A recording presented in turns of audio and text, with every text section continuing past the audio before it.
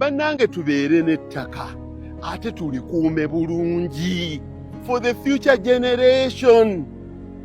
Bwe tulituuka ekiseera nga tetukyalinawo ttaka tuli momboze mu kitundu kyaffe ku ttaka lyaffe, ani gwe mulinenya? Olw'okubanga mwali so selfish nti ne bwe mbeera ne ekemu nsobola okugikozesa ennyo n'enjiriisa sente 15 nga nkozesa ebintu eby'ekizungu ennyo. Ettaka bwe linaatuggwako enkya abaana baffe banaabeerawa? Nze one of the process kyova olaba nga nze njagala nnyo organic and extensive way. There is some other motive.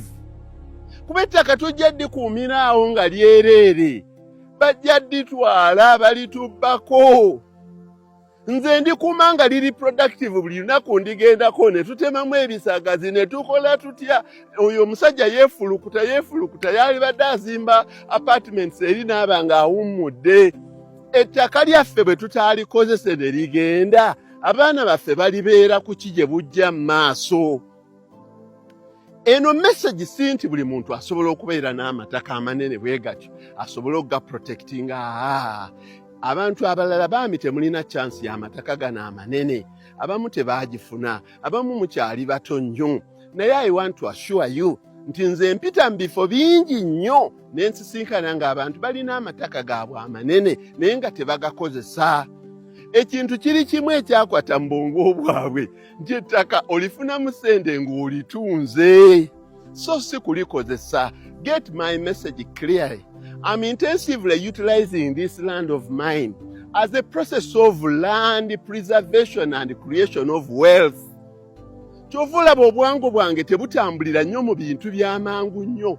Gula atano oba gula kapuloti mu kibuga okazimbeko ekizimbe kyotandika okweyolera ssente. I have a feeling that in the future when all the land has been taken over, it could be even foreign powers. Where will you stand? Nti ettaka ly'Abaganda, ettaka ly'Abanyankole, ettaka ly'Abakyoli, lyonna lyaggwaawo. Let us preserve this land productively. Abantu abeewuunya nti omusajja ono njiri ki gy'asomesa obwobute, kati atulaga bisagazi, kati akola atya.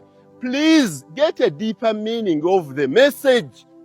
Mbagamba nti musobola okubeera n'ettaka ne mulyekejerako nga limukozesa obuntu bwe mulikozesa naye nga mulikuuma. Ettaka tebalikuuma in an idle form. Nina ettaka lyange egindi ekikyapa kindi mitwetwe, ojja genda ogendayo ng'abantu balyesenzaako, ne bw'onookaaya n'otya nga tosobola kulibajjako. Nze ettaka ndiwo okulikozesa n'enkyuluuzaamu kenkyuluuzizza naye n'okulipreservingira abo abalijja mu maaso. Wano ewaffe wendi wonna buli ttaka lyonna, buli famire yonna yasazeesazeemu dda, baasazeesazeemu dda ploti. Ekyo sikivumirira, tekirina mutawaana kubanga abantu abapya bagenda kubeerawa.